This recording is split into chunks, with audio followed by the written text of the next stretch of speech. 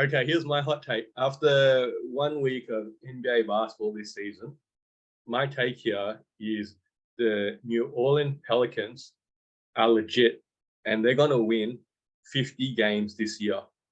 Okay, they're going to win 50 games this year and a first round series at a minimum. Okay, this group has Zion coming back, and I know he's out. Okay, he's out again. Okay, but they don't need him even back every single game. Okay, if he can play 40 to 60 games there and be healthy for the playoffs, okay, this team is deep and this team is legit. Okay, so I'm in agreement, right? But what I'm going to do is I'm going to take your take, I'm going to take it up a little bit of notch. The New Orleans Pelicans are going to win a championship within the next 5 seasons, right? And one of the easiest ways of that is they have the Lakers draft picks, so they are going to continue to have lucrative picks or players to go. But I'm going to hot take it even further than that. Zion will not be on that team when they win that championship. He is a key trade piece. He has so much potential right now, but his body of work doesn't indicate that he can stay on the court. But some team will say, I will take that player, I will take the chance for him, and they will use him as a trade chip for the right piece. Could it be a Kevin Durant?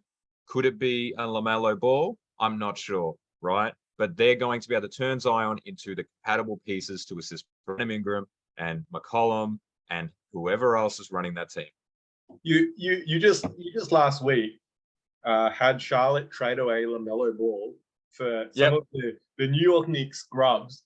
And now this week you got LaMelo Ball on the trade block for Zion Williamson, which is probably much more his peer in regards to an all-star caliber talent.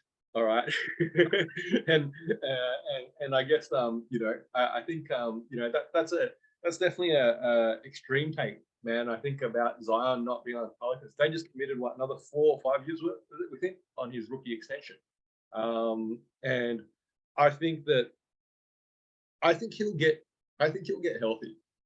I think we're obviously not there yet. All right, and clearly, look, who knows? Let's look back at this in 5 years' time, right? This video, right? But I guess I think he will get healthy.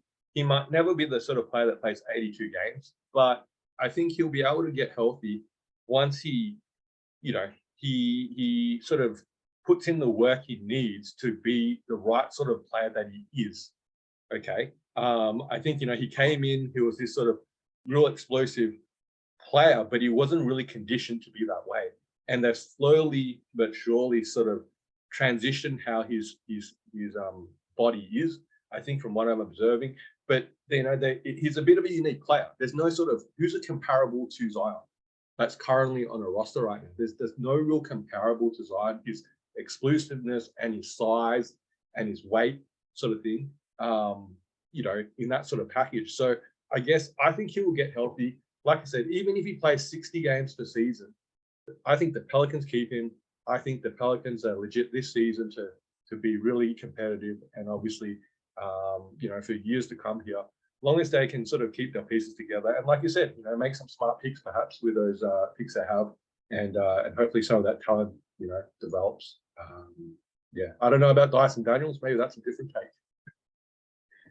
I think you're very positive about health in players that have demonstrated a lack of positivity surrounding their health.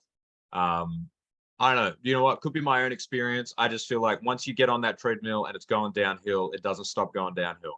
All right. There's not many players that come back from injury. Steph Curry is a great example of someone who, looked very shaky to begin with and then got it together. Joel Embiid, another one. But there's a lot of players that once that ball starts rolling downhill, it doesn't stop. But we both agree that the Pelicans will be successful. Just I don't think it'll be with Zion. And then I'm going to quickly point out Joel Embiid is a perfect example. He was really unhealthy at the start of his career, okay? And there's been other players, but he's probably one of the most recent ones that I can think off the top of my head that's also an all-star caliber talent and potential MVP one day, okay? That was sort of really injury prone the first 3-4 years of his career. And now he started to turn that corner. And, he's now, you can probably chalk up 60 to 70 games for him at least. And that's all you need. I don't think it's almost like a rarity now that you're playing 82 games. that's the reality with load management, and you're a bit sore, better to back out. That's how the training staff is going to sort of view it. And I think I'm being optimistic, like you said. All right, I think Zion's probably going to, be more along that sort of time, progress versus some of those players that unfortunately never get healthy. Like, I don't know, Odin, I guess, is probably one that jumps to mind. Yeah,